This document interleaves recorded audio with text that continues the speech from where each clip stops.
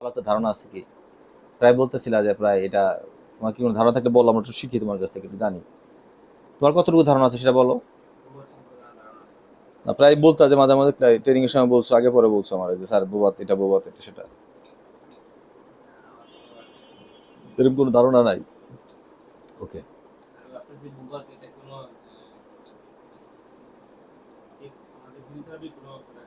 Of-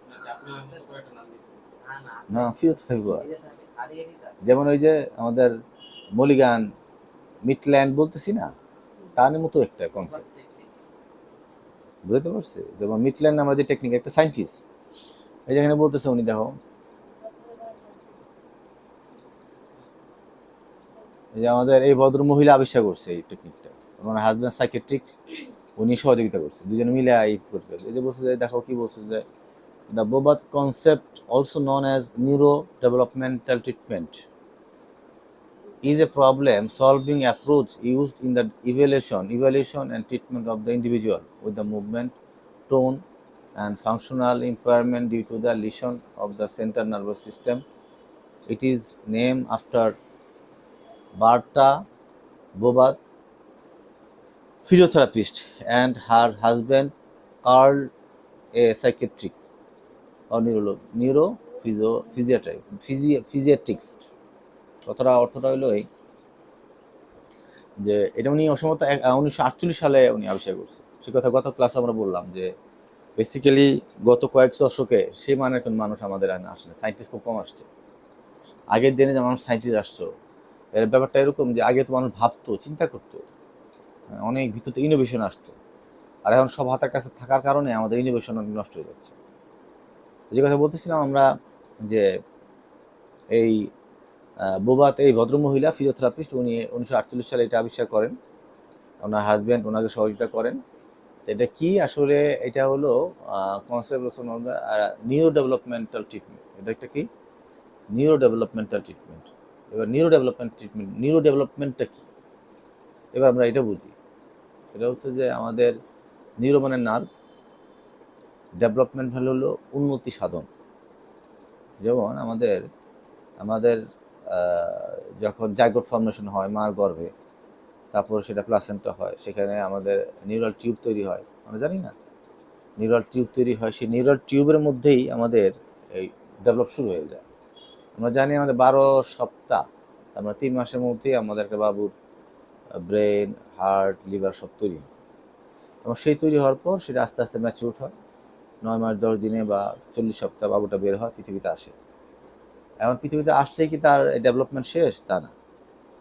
একেবারে বলা যায় যে যুবক হওয়ার আগ পর্যন্ত, ইভেন চাইল্ডহুড পর্যন্ত আমাদের এই ডেভেলপমেন্ট আমাদের অব্যাহত থাকে। আমার কে ধরুন, থাক, কেটে দাও। হ্যাঁ, তাহলে বলতেছে যে এই যে বাবুটা তৈরি হলো, নিউরো ডেভেলপমেন্টটা কি? নিউরো ডেভেলপমেন্ট হচ্ছে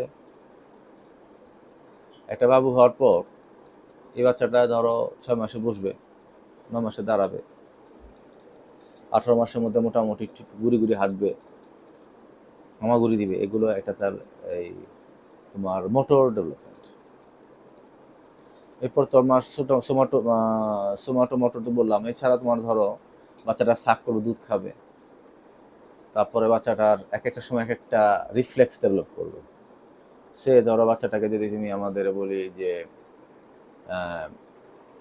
এটিএনএক্স, এটা একটা রিফ্লেক্স, মরো রিফ্লেক্স। ধরো বাচ্চাকে যদি তুমি উপুর করো, 6 মাসের বাচ্চাকে যদি উপুর করো, আর বাচ্চাটাকে যেরকম শূন্যতে দেওয়ার চেষ্টা করো, ছেড়ে দেওয়ার মতো অভিনয় করো বা প্রসেস তৈরি করো, বাচ্চার মাথা উপর দিকে উঠবে, পা দের উপর দিকে উঠবে, এটা একটা রিফ্লেক্স। এটা বাচ্চা তার এটা ওই সময় ডেভেলপ করবে। এখন দেখা গেলো এইটা নিউরো ডেভেলপমেন্টাল প্রসেস। সে বাচ্চাটা ধরো ধীরে ধীরে তোমার বাচ্চার মা আহ, যখন 6 মাস বাচ্চা যখন হয়, তখন শীষ দেয়, বাচ্চারা প্রস্রাব করে, পটি আনে, প্রস্রাব করে, ঠিক আছে। দেখা গেলো বাচ্চা মা বুঝতে পারে যে এখন পায়খানার সময় হয়েছে, পটি আনে, বাচ্চাটা বসায়, ঠিক আছে। তোর বাচ্চারা বলে বাচ্চা আস্তে আস্তে পায়খানা অভ্যাস শুরু করে। যে বাচ্চার মা করে না তার বাচ্চাটা ডেভেলপ করে না, সে বাচ্চাটা যায় বিছনায় অনেক দিন পর্যন্ত তার এই অবস্থাটা প্রস্রাব করে বিছনা ভিজায়। তার কারণ তার ডেভেলপ এই ট্রেনিংটা তার ভালো হয়নি। এগুলো একটা নিউরো ডেভেলপমেন্টাল প্রসেস।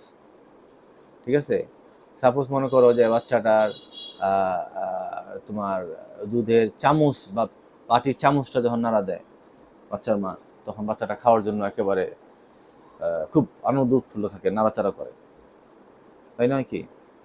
এগুলো কি ডেভেলপমেন্টাল একটা প্রসেস। এখন এই যে ব্যাপারটা এরকম যে এই যে জিনিসগুলো আমাদের হয় না, দেখা গেলো যে আমাদের যাদের প্রবলেম থাকে সেই প্রবলেমের ক্ষেত্রে আমাদের এই বোবাত অ্যাপ্লাই যদি আমরা করে থাকি তাহলে তার উন্নতি সাধন হবে। সাপোজ আমাদের একটা সিপি বাচ্চা, সেরিব্রাল পলসির বাচ্চা, হ্যাঁ, এই বাচ্চাটা কিন্তু দেখা গেলো যে তার বাচ্চাটার মোটর ফাংশন অতটুকুভাবে তার হচ্ছে না, বাচ্চাটা বসার সময় বসতে পারতেছে না, বসার টাইমে বসে না। 6 মাসের বাচ্চা কি সিপি বাচ্চা বসে? সেই বাচ্চাটা অনেক দিন পর্যন্ত লেগে যাচ্ছে, বাচ্চাটা হাঁটতে গেলে বাচ্চা ক্রস করে ফেলতেছে বিভিন্ন রকম। কেন? এই যে মোটর ডেভেলপমেন্টাল প্রবলেম। কিসের প্রবলেম? মোটরে। তাহলে এই বাচ্চাগুলিরে আমরা যদি বোবাতে অ্যাপ্লাই করে থাকি তাহলে তার উন্নতি সাধন হবে। তাহলে আমরা এতক্ষণ ধরে আমরা বুঝতে চাইলাম যে নিউরো ডেভেলপমেন্টাল কি বোঝায়, অর্থাৎ আমাদের বুঝাতে চাচ্ছি আমাদের যে আমাদের নার্ভ, ব্রেনের পাথরের সাথে আমাদের সোশ্যাল কমিউনিকেশন, সোশ্যাল যে আমাদের যেই কেটে তো আমাদের সোশ্যাল যে পরিবেশ আছে, এই সমস্ত কিছুর যেই একসাথে যে বাচ্চাটার ডেভেলপমেন্টটা হয় সেটা হয় না। যেমন আমরা বলতে পারি যে আমাদের অটিজম কোর্স আমরা এই কথা আমরা আলোচনা করছিলাম যে অটিজমটা কী ছিল। অটিজম ছিল যে নিউরো ডেভেলপমেন্টাল ডিসঅর্ডার। তার মানে কী ছিল? মানে এটা ছিল যে একটা বাচ্চা সময়ের সাথে সাথে যেরকম উন্নতি সাধন দরকার তা হয় না। যেমন ধরো এই বাচ্চাটা তোমার পরিবেশের সাথে এই বাচ্চাটার ডেভেলপমেন্ট এরকম, যেমন ধরো আমরা ডাকলাম যে মাসুক মাসুক, বাচ্চাটা কিন্তু আমার সাথে সাড়া দিল না। যে সোশ্যাল কমিউনিকেশন, বিহেভিয়ার কমিউনিকেশন তার ডেভেলপ করে না করার কারণে বাচ্চাটা তার মাসুকগুলো উত্তর দিল না। তাহলে সোশ্যাল কমিউনিকেশন তার প্রবলেম হইলো, অত নিউরো ডেভেলপমেন্ট হয় না, হচ্ছে না।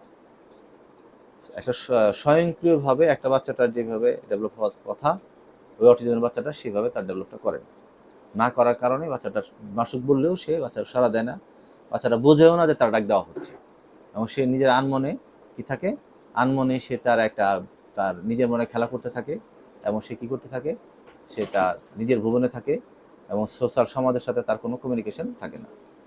আর এটাকে আমরা বলতেছি কি নিউরো ডেভেলপমেন্টাল ডিসঅর্ডার। ঠিক আছে, তো আমরা একটা বাস্তব উদাহরণ দিলাম যে এইটা।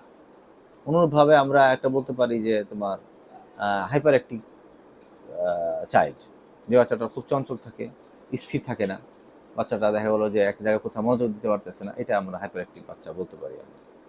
তো এটাই আমাদের আলোচ্য বিষয়, যে আমরা বুঝতে চাইলাম এতক্ষণ ধরে আলোচনার মাধ্যমে আমরা বুঝতে চাইলাম বা বোঝানোর চেষ্টা করলাম যে বোবাদ একটা কনসেপ্ট, যে কনসেপ্টটা আমরা কোথায় ইউজ করব, যাদের নিউরো ডেভেলপমেন্টাল ডিসঅর্ডার রয়েছে বা এখানে তাদের প্রবলেম রয়েছে সেক্ষেত্রে আমরা অ্যাপ্লাই করব। আর এই অ্যাপ্লাইটা কে আবিষ্কার করছে? বোবাদ আবিষ্কার করছে। কত সালে? 1948 সালে। কি বলছে সেখানে আমাদের ইন্ডিভিজুয়ালি আমাদের এক একটা ব্যক্তির ক্ষেত্রে এক একটা মুভমেন্ট আমরা করব, হাতের মুভমেন্ট পা যেগুলো দরকার। টোন কোনটা আমরা বলছিলাম? টোন হচ্ছে আমাদের ধরো মাসেল, হ্যাঁ, ধরো এক একটা মাসেলের একটা ফাইবারের একটা তোমার কন্ট্রাকশন, মাসেলের কন্ট্রাকশনটা আমরা বলতেছি টোন। মাসেলের কন্ট্রাকশনকে আমরা কি বলতেছি? টোন। ধরো এই মাসেলটা একটা মৃদু কন্ট্রাকশন তা কিন্তু আছে বিধায় আমরা যখন চাপ দিলাম এই মাসেলটা না একদম সফট না অনেক হার্ড। কেন? ডিউ টু কন্ট্রাকশনের কারণে এটা একটা একটা একটা ফার্ম একটা পজিশন আমরা পাচ্ছি। যদি একটু এই কন্ট্রাকশনটা যদি খুব বেশি হয় তাহলে প্রচণ্ড মনে হয়, দিলে মনে হবে একটা পাথরে আমি হাত দিলাম, মাসেলে হাত দিতে মনে হবে না। আর এই কন্ট্রাকশনটা যদি জিরো হয় তাহলে মনে হবে তুলা তলতলে থলথলে একটা কিছুতে হাত দিলাম। তাহলে আমরা টোন বলতে বোঝাতে চাচ্ছি মাসেলের কন্ট্রাকশনকে আমরা কি বোঝাচ্ছি? টোন। আবার বলতেছি ফাংশনাল ইম্পেয়ারমেন্ট বলতে আমরা কি বোঝা যাচ্ছি? সে তোমার তার টয়লেট তার লাগছে, সে যেতে পারতেছে না, তার ফাংশনাল তার দক্ষতা কম, ইম্পেয়ারমেন্ট মানে কম, তাই নয় কি? নিজ হাতে খাবে, সে খাইতে পারতেছে, নিজ হাতে জামাটা পরবে, তার ফাংশনাল, সে পারতেছে না, এটা মানে হচ্ছে তার ফাংশনাল ইম্পেয়ারমেন্ট। কে?